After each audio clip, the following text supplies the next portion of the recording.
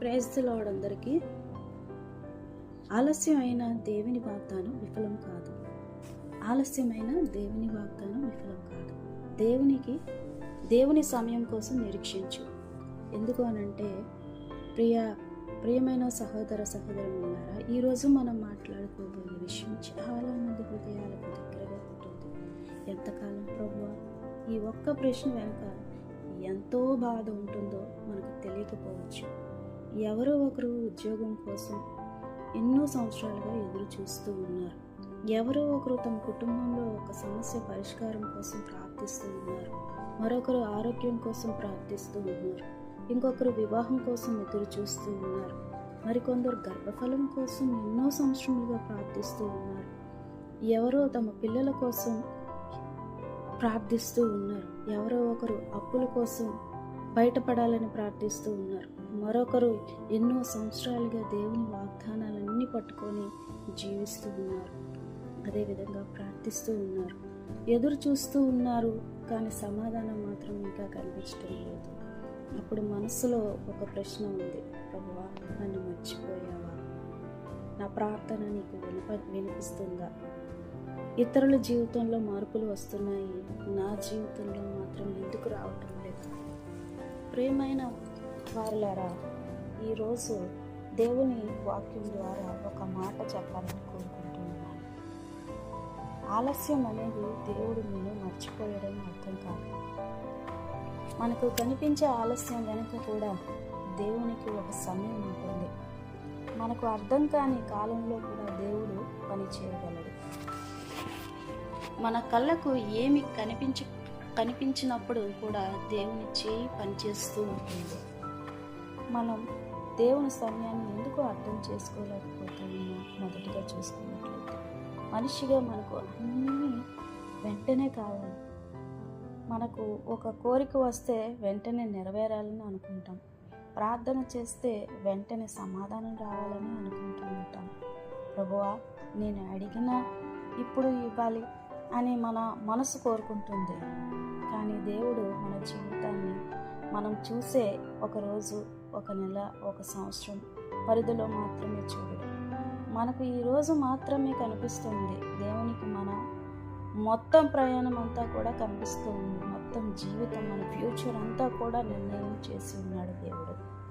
మనకు ఒక సంఘటన కనిపిస్తుంది, దేవునికి దాని వెనుక ఉన్న ఉద్దేశం కూడా కనిపిస్తూ ఉంది.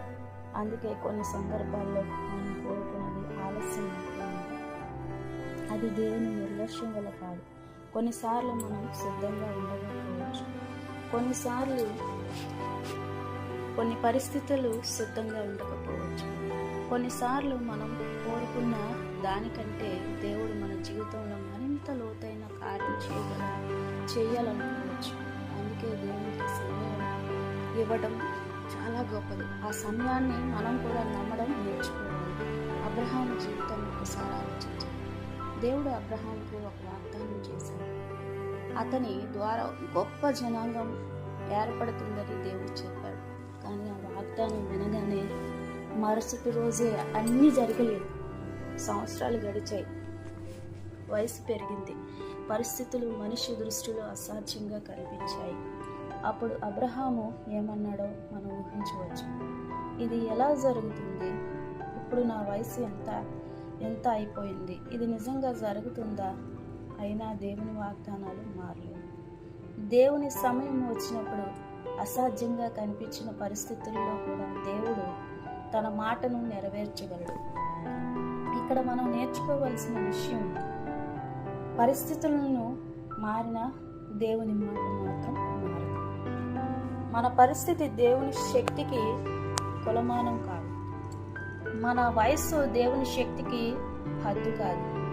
మన దగ్గర ఉన్న వనరులు దేవుని కార్యానికి పరిమితి కాదు.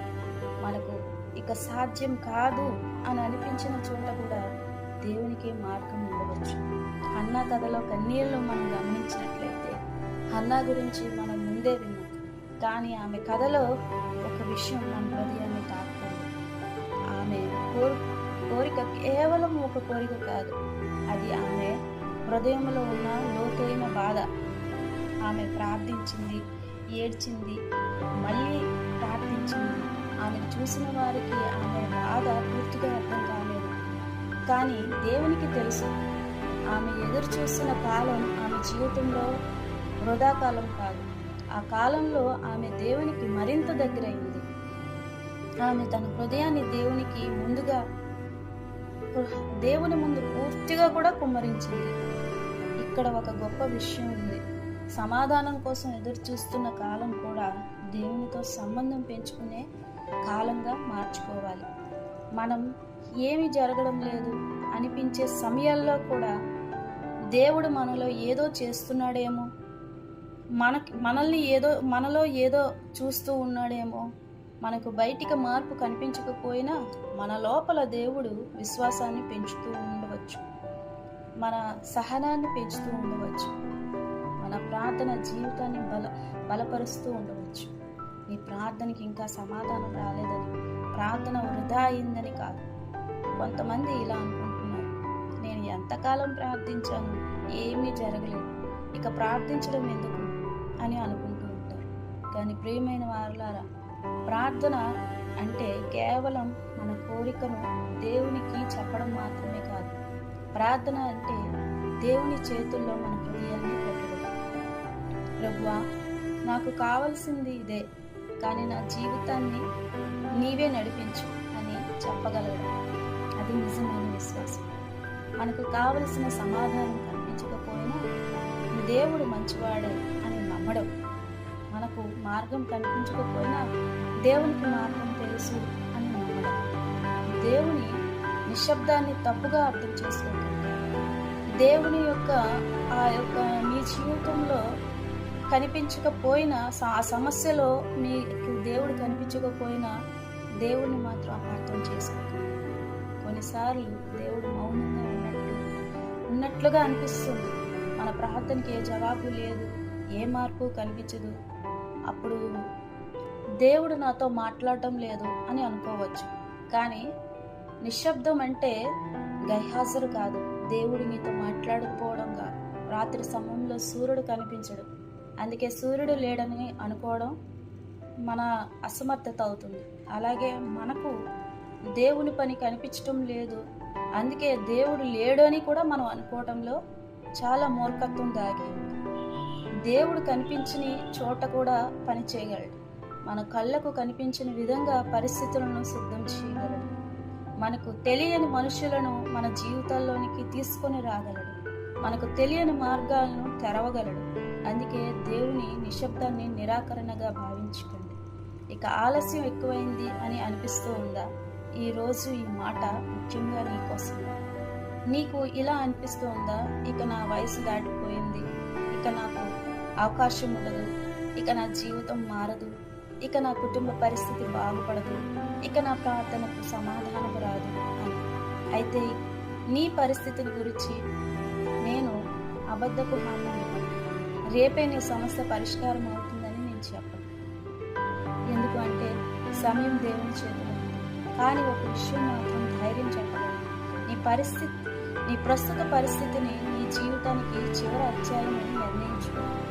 ఈరోజు ఒక కష్టమైన పేజీ కావచ్చు, కానీ పుస్తకం ఇంకా పూర్తి కాలేదు. నీ జీవిత కథను దేవుని చేతుల్లో పెట్టు. హబక్కూకు 2:3 మనకి ఏమి హామీ చెప్తుంది అంటే, ఆలస్యమైనను దానికే కనిపెట్టుము, అది తప్పక జరుగును. ఆలస్యమైనను దానికే కనిపెట్టము, అది తప్పక జరుగును అని ఈ వాక్యము మనకు తొందర పడకుండా ఉండటం నేర్పుతుంది. కనిపెట్టము అంటే నిరీక్షించము, కానీ చేతులు ముడుచుకొని కూర్చోవడం కాదు. ప్రార్థిస్తూ నిరీక్షించు, విశ్వాసంతో నిరీక్షించు, దేవుని వాక్యాన్ని పట్టుకొని నిరీక్షించు. నీ బాధ మధ్యలో ఇతరుల సమయముతో నీ జీవితాన్ని పోల్చుకోకు, ఇతరుల జీవితంతో కూడా నీ జీవితాన్ని పోల్చుకోకు. ఇది చాలా ముఖ్యమైన విషయం. నీ చుట్టూ ఉన్నవారి జీవితాల్లో ఏదైనా మంచిగా జరిగినప్పుడు సంతోషించు, కానీ అదే సమయంలో వారికి వచ్చింది నాకెందుకు రాలేదు అని నీ హృదయాన్ని నువ్వు గాయపరచుకో.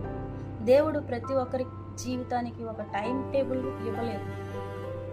ఒకరి ఉదయం మరొకరి ఉదయం కాదు, ఒకరి ప్రయాణం మరొకరి ప్రయాణం కాదు. నీ జీవితానికి దేవుడు పెట్టిన సమయాన్ని నీ కథ ఇంకా పూర్తి కాలేదు. నిరీక్షణలో ఉన్నప్పుడు ఏం చేయాలి?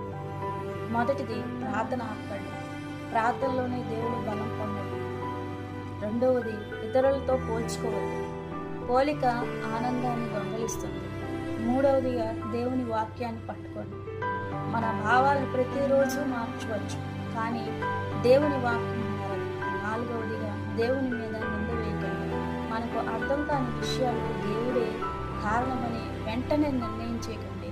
ఐదవదిగా మీ హృదయంలో ఆశను బ్రతికించుకోండి. ఆశ అంటే నా కోరిక తప్పకుండా నేను అనుకున్న విధంగా నెరవేరుతుంది అని కాదు. ఆశ అంటే ఏ పరిస్థితుల్లోనైనా నా దేవుడు నన్ను విడిచిపెట్టడు అనే నమ్మకం. నీకు ఈరోజు కావలసిన మాట, ప్రియమైన వారలారా, ఎంతకాలంగా ఎదురు చూస్తున్నావో నాకు తెలియదు. ఎన్ని రాత్రులు ప్రార్థించావో నాకు తెలియదు. ఎన్ని కన్నీళ్లను పెట్టుకున్నావో నాకు తెలియదు. ఎంతమంది మాటలు నేను బాధించాయో నాకు తెలియదు, కానీ దేవునికి తెలుసు. అందుకే ఈరోజు నీ హృదయంతో ఇలా చెప్పుకో, నా సమయం ఇంకా రాలేదని, దేవుడు నన్ను మర్చిపోడని చెప్పు. కానీ నాకు కనిపించకపోయినా దేవుడు పని చేయగలడని కూడా చెప్పు. నా ప్రార్థనకు సమాధానం ఆలస్యమైనా నేను దేవుని వదలను. నా జీవితాన్ని దేవుని చేతుల్లో పెడుతున్నాను. కీర్తనలు 37:5 మనకు చెప్తుంది, నీ మార్గంను యెహోవాకు అప్పగించు, ఆయనను నమ్ముకుని, ఆయన కార్యం నెరవేర్చును. అందుకే నీ మార్గాన్ని ఆయన కాపాడు, నీ కుటుంబాన్ని ఆయన కాపాడు, నీ భవిష్యత్తును ఆయనకు అప్పచెప్పు, నీ కన్నీళ్ళను ఆయనకు అప్పచెప్పు, నీ ఎదురు చూపులను ఆయనకు అప్పచెప్పు. నీ చేతిలో ఉన్నది ప్రయత్నం, దేవుని చేతిలో ఉన్నది సమయం. కాబట్టి సమాధానం ఆలస్యమైనప్పుడు విశ్వాసం వదలకండి.